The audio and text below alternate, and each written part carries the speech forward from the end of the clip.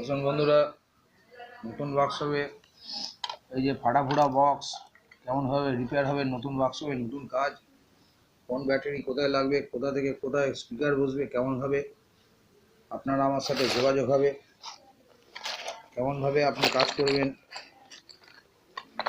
এগুলোই দেখার জন্য আমি আপনাদের কিছু জিনিস শো করছি। এবং ইনস্ট্রুমেন্ট রাখবেন এমনি স্টিল গ্রিপের সব।